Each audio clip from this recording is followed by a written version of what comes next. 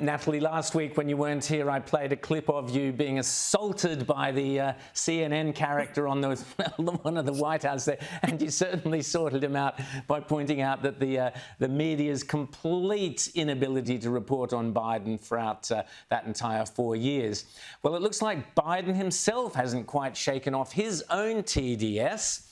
The former president told The View that Trump had had the worst 100 days any president have ever had. And then he went on to deny any cognitive decline.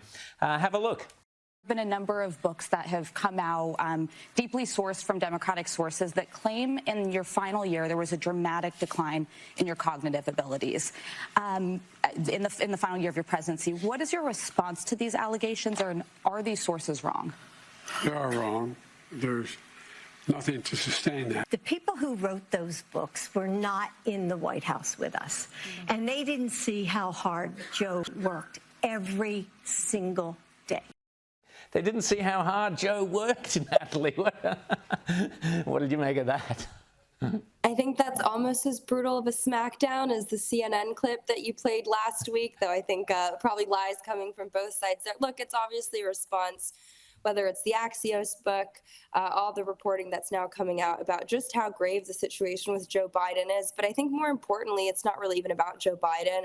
It's about the legacy media trying to sort of, I think, regain credibility in the eyes of the American people.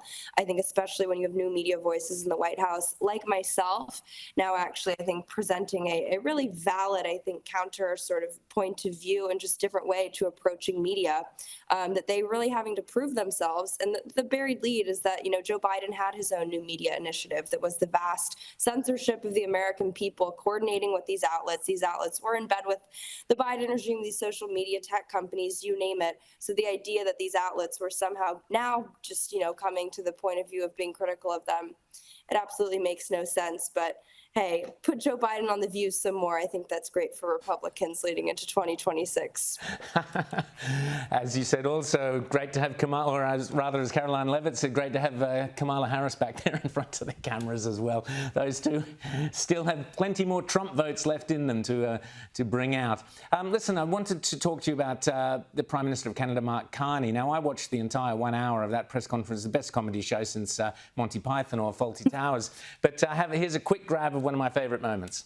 There are some places that are never for sale. That's true. We're sitting in one right now, Buckingham Palace that you visited as well. That's true. And having met with the owners of Canada over the course of the campaign last several months, it's not for sale, won't be for sale ever. But never say never. So, Natalie, this is either the longest-running joke, the Canada joke, in the history of presidential senses of humour, or Trump means it. So which is it?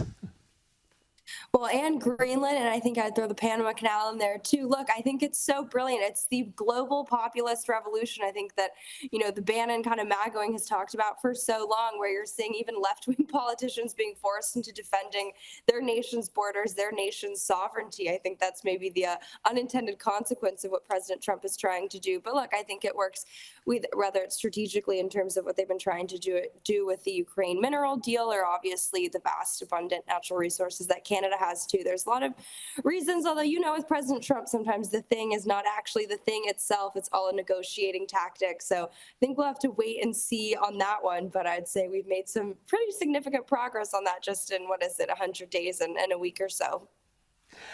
Fantastic. Natalie Winters, always great to chat to you. Thanks so much.